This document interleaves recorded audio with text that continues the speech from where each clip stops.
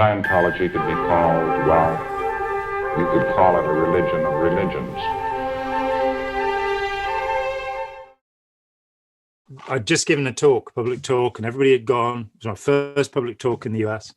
And I'm sat in the jacuzzi, looking out over the valley and all the lights. It's absolutely brilliant. And this guy arrives. Everybody's gone. He says, "My name's Joe Leonard. That's not my real name.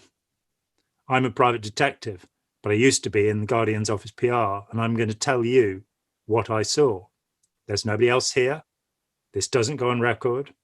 It's one of those kind of moments. So he climbs into the jacuzzi and tells me the story. He says, the FBI had no idea what they'd got in the documents because they couldn't read Scientologies. They didn't know what was being said. You know, when it said R245, they didn't realize that was an order to murder somebody. And he said, so one of the things that nobody knows about is that there was another branch. There's branch 1, covert data collection, branch 2, overt data collection, and branch 4, never found out what branch 3 was. But branch 4 was the armed squad. And he said they had documents which, if they'd understood what was being said, showed that they'd gone to the gay clubs around through California, showed a picture of Quentin, put the owner of the club up against the wall with a gun in his mouth and said, if you let this kid in, we'll kill you. Whoa, Hubbard really didn't want his son being gay. And the funny thing is, when we were in Toronto, Jerry Armstrong started talking about Johnny Goodbugger. And it's like, what are you saying, Jerry? And he said, oh, sorry, that's what Omar Garrison and I used to call Hubbard, Johnny Goodbugger, because we had letters from his teens which showed how much he liked gay sex. So go figure with that one. Gosh, I mean, through the looking glass, it's the opposite of what you were told. Yes, exactly. So many things are the opposite. It's just like, whoa, because he seemed to not like gays, but then he engages in it. He's engaged in it himself, and it's just like, what the hell? I was told, I haven't seen the document myself because my own interest in the history declined somewhat. But I'm told that Robert Heinlein, in his private diaries, because he was a friend of Hubbard's, close friend, that he recorded not only that Hubbard had had sex with his wife, but he had sex with him. So, you know, his predilections may not have been quite as advertised. I think a lot of the black PR was the fact that just the truth about his existence was coming out, basically. And it wasn't made up things. Yeah. You know? How can you? Go ahead. I was going to say, how can you convince me he was an alcoholic? Because I think. Well, it's in the medical records at the end of his life. If the people who were attending him, Serge Fouth, Jesse Prince knew about this, that he actually was rushed to hospital at one point because he had pancreatitis caused by acute alcoholism. And on that place in, was it Creston or something, they were all having alcohol. They were all drinking there a lot, and workers would get... Creston, yeah, he and Pat Broker were just getting completely whacked every night. Last year of his life, his staff would go out there and they would end up becoming alcoholics, and the whole vibe of it was just about alcohol or something. And it's just because I think that if we can prove that that's true and we can believe that, then it opens up the door to all the other things actually possibly being true. Well, you see, I'd go the other way on, and I have done many times, that L. Ron Hubbard said honesty is sanity. So let's start with that premise. If he was dishonest, by his own definition, he was insane. If he was insane, we shouldn't be doing what he suggested. That's a pretty simple formula. Yeah. Okay, dishonest. In 1965, in My Philosophy, which is a handwritten Hubbard document that used to be on display at St. Hill. I don't know if it still is because they won't let me in anymore. And I wouldn't want to go there, frankly. It's not a real castle at all. It's a pretend castle. Handwritten document, we find that he was basically injured he had physical injuries to hip and back. I'm not sure what other kind there is, but he chose to put the word physical in. And he was blinded. at the end of World War II. He faced an almost non-existent future, abandoned by friends and family. I sat crying in my... No, abandoned by his friends and family. So the end of World War II, he is crippled, he is blinded. That's 1965. Wind back to 1957. There's a professional auditor's bulletin called Communication and Isness, in which he talks about on July the 25th, 1945, the end of the war is the 14th of August, I was in Hollywood, crippled and blinded, and I was attacked by 3 petty officers. And I remembered my judo. This is the only place I've ever seen him talk about judo, but I remembered my judo, and I ended up smashing a bottle on one of them, and I beat 3 petty officers. Now, I've had it put to me that this was because of, his necessity level came up, and he was able to beat up 3 sailors, 3, even though he was crippled and blinded. But I'd like to point out that he says in 1965 that he had injured optic nerves. And there's no amount of necessity level that's going to make your eyes work if you have injured optic nerves. But also, this is only 3 weeks, less than 3 weeks before the end of World War II. Well, he's meant to be in this hospital for a year, crippled and blinded. So there's a little bit of that's. Now let's go back to December 19. That's just one example. There's heaps of. No, let me give you the third. He's a major shit talker. He's all this. Let me give you the third one, because people watching or listening may need to have a little bit more. In December 1950, Ron Hubbard gave an interview with Look magazine, and in it he talked about his war wounds. Right? They are pink eye, conjunctivitis, itchy, irritable eyes, ulcers, both of which are confirmed by his medical records, by the way, a fall down a ship's ladder, and something wrong with my feet. That's the list of Ron Hubbard's war wounds in 1950. By 57, he's beating up petty officers. By 65, he's been crippled and blinded. I went through 22 autobiographical accounts that Hubbard gave. No 2 tell the same story. Honesty is sanity. He was a liar. He was so dodgy, and he was making all this money from his religion, yet he was still getting his pension from the Navy for being $38 a month till he died. But that indicates his attitude towards it, in that it's like, get as much money as you can, even if it's $38, it's worth it. It's like whoa, that's really wild.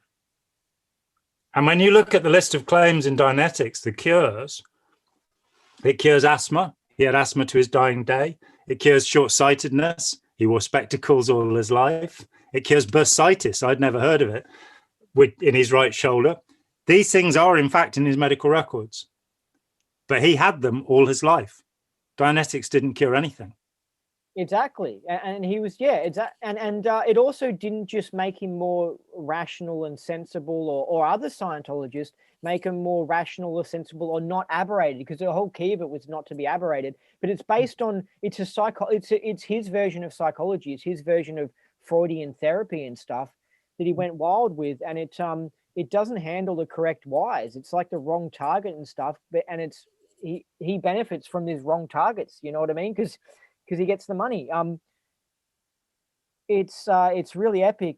But what about you've spoken to John McMaster, the world's first clear, and what was fascinating about when you told that was that I thought that he would have done session after session and then had a session where it was like, whoa, I got no reactive mind, I suddenly feel amazing. That's what I thought it would be like. But apparently he was just going to session. Then Hubbard was like, oh, you're clear now. And it's like, well, did he have any moment of suddenly being like, I don't have a reaction or anything? Like, no. Exactly. And I interviewed John. I did 2 3-hour interviews with him, and I met him at other points as well. And he was the great hero for those people who'd seen him during the 5 years that he was the world's first real clear. He wasn't the world's first clear. Hubbard, of course, had claimed 272 of them in Dianetics. And can I say something, that he was well-spoken, well-liked. He was a perfect PR person. And it seems like he was just classically chosen by, yeah, we're going to make this guy the world's first clear. I had a phone call in about 1995 from a set designer in Hollywood. And the guy said to me that he was one of the first 10 clears. And that he'd left Scientology long since, but it always struck him as rather odd that 7 of the first 10 clears were gay, including himself and John McMaster. And he didn't understand that, and I couldn't understand why he needed it to be explained to him that Hubbard had got the material on them if he needed. I've just found out they were gay, Yeah, he was probably auditing them, and he probably thought, oh, this guy seems like he'll be good for PR. And also, he's gay, and we've got the blackmail. Fantastic. So he's going to go along with, and it's just like, whoa, because it seems like clear is just totally made up. Like, it's just made up. Yeah. It is. And the Dianetic technique, it's very important. The thing that, this is not my main occupation. In 1996, I walked away from, the Scientology thing because I frankly got tired of being harassed and nobody helping to protect me. Arnie Lerma, the late and rather strange Arnie Lerma, but bless him, when I asked him to write a puff for the new Let's Sell These People a Piece of Blue Sky, he said, before the internet and safety in numbers, there was Jon Atack. And it's probably true. And then I got tired of it. So I moved away from it. And then I just was irresistibly drawn back because I realized that people don't get over it. This has been for me, this is a fascinating conversation because you are so incredibly knowledgeable. Yeah. You've thought about this so much. You've poked around and fitted this together. And you've basically, just as I did, thought yourself into it and then thought yourself out of it, or half out of it. You told me at the beginning of the conversation. I'm thinking you might be 3/4 out of it by the time we're done here, but but that you've seen some of the contradictions. Well, here's something that shocked me after I left. Knowing that Hubbard had said, he'd said this comes from Freud before he decided he'd done it all himself. I went looking through Freud and I found a series of lectures given in Worcester, Massachusetts before the First World War, where Freud describes the Dianetic technique. He has charge, he has going earlier similar, he has counting the person into the state. And at the end of it, he explains why he abandoned it. He says, because it's the opposite of therapy. It makes people more dependent on the therapist rather than more independent. That's probably why Hubbard picked it. But it's true. Well, they get addicted to it. They're auditing junkies. Well, exactly, auditing junkie. I'm glad that's an expression I invented in the 1980s. It's great. So good expression. The high point of my career. You get this astonishing thing. Hubbard says he learned about Freud from Commander Thompson. Now, Scientology were unable to prove any connection between Thompson and Hubbard. When I was working with Russell Miller on Barefaced Messiah, Russell got the passenger list from a ship that had gone through the Panama Canal. Hubbard said he was 12 years old when he met him, and he was. They're both on this ship. They're there for a few days.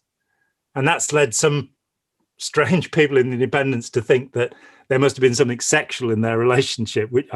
Some people are just obsessed. I don't know why they go in this direction. There's nothing to indicate that. There's nothing in Thompson's record that indicates that.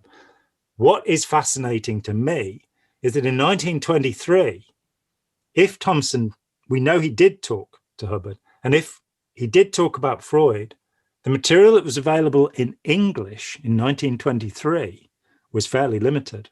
And among it are the Worcester, Massachusetts lectures. So it's eminently possible that Hubbard was in fact told about this technique, which was actually Josef Breuer's technique that was used on Anna Fourneau, which is another whole story Freud was a fraud. That's another. He's as bad as Hubbard, and he had a lot more influence and caused terrible damage. But even he is saying, don't use this technique because it makes people more dependent. It's anti-therapy. And that's the idea, which is not to detract from anything that anybody gained in Scientology. If somebody had an experience, a beneficial experience, then they own that. That's theirs.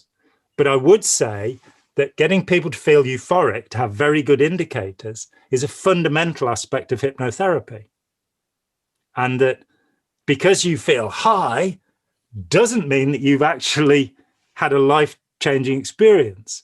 Scientologists get high, they have a win, but they do not become capable of communicating with anyone on any subject, as it says on grade 0, low grade, because they're forbidden to talk about their case. No, but even if they weren't forbidden to talk about these things, they wouldn't be able to communicate with anyone anyway. No. You know what I mean? Maybe grade 0 helps them to do it a bit, but it's like, it's just so overblown and exaggerated. But what about the clear cognition being you're mocking it all up? That's so interesting, the way he chooses those things. It's like the black magic thing. It's like, yeah, wake up, you idiot. You're sitting there in a chair just mocking all this stuff up. Yeah, and curiously, it's the last thing that the pilot says at the end of the 36 days in OT3. You're mocking it up. Exactly. I actually had that. I was going to talk about that because it's another little hint for people who are switched on to realize, hey, it's like Hubbard saying, hey, I'm not screwing you over. I'm a fiction author. I mean, I contradict myself all the time. Can't you work it out? I put in I said he as well. He's mocking it all up. The pilot says he's mocking it all up. I'm a he. You see what I mean? I mean, and then you have the clear cognition, and it's like he's it's just fascinating because people don't realize that they're in some mind control matrix or something. Well, what about when he says in the PDC, all of you lived lives in arse lickers? Yeah, exactly. That could be it. It could be the same thing. It's a joke. Yeah. He's just come back from England where he's heard the expression, instead of arse lickers. People who are toadies, people who do as they're told, brown nosers, call them what you will. All of you, that's what you are. And you're giving me $500 and you sit there for 6 weeks and I say, you've got a doctorate for listening to me for 6 weeks. Oh, come on, The work was free, keep it so, so I'll send you my personal stuff after. And so you've got the Piece of Blue Sky book, which is a interesting history book, very interesting. And so I definitely recommend that. And where can people? It's got to be this version, because the other one's a pirate version, which has been expurgated. This is the real thing. What does expurgated mean? Passages have been removed. Why were they removed? Did someone remove the shifty, like the ones that were really out PR or something? No, originally what happened was there was a really weird ruling in the US on J.D. Salinger, the guy who wrote Catcher in the Rye. He sued a biographer for quoting from 78 letters that were in a public collection. And he said, I could still sell them. And a judge ruled in his favor, which meant that thereafter, anything that was unpublished. So I had stuff from Hubbard's letters, his journals, and his guardian's orders. We had to take them all out and paraphrase them. The book came out. Then I went bankrupt. The publisher had gone bankrupt, and they'd illegally, criminally sold the book on without my royalties being paid. And it went bestseller. It was in the top 98 at Amazon, and I didn't get paid. Then the law changed. We spent 5 years negotiating with the publishing company that had illegally picked up the contract, and got to nowhere. So went, right, we'll put the book out with those 60 passages back in. And I added about another 40, I think. So it's got all of the actual juicy material in it. The old version, and as I say, I don't get royalties from this. And when we published the new one, they dropped their price from $33 to $12 on this copy, indicating they'd been making $21 clear profit, which was not coming to me. So this is the real one. This has got all the material in, and it's still the only actual history of Scientology. Janet Reitman basically plagiarized it. And you can see in the first 7 chapters of her book, she says, largely based upon Piece of Blue Sky and Barefaced Messiah. Well, Barefaced Messiah is also based on Piece of Blue Sky. It's in the bibliography as Hubbard Through the Looking Glass. So where can we find this book? It's on Amazon. And what about, is it in ebook and audiobook form? It's on Kindle. I'm actually doing an audiobook of, this is my latest book here. And I'm doing an audiobook of it. And I can promise you I won't be doing an audiobook of Piece of Blue Skies. Such hard work. Maybe you should get some British man to do it. Yeah. Well, having learned, my L. Ron Hubbard imitation, it'd be a shame to have anybody else do it. But okay, so this has been great. Yeah, that's all right. Book something kind of in. Well, let's finish this off and switch it off. And I'm Jon Atack. This is Andy Knowles from Melbourne, and we've had a great time. Yes, and we'll see you on the other side of the bridge.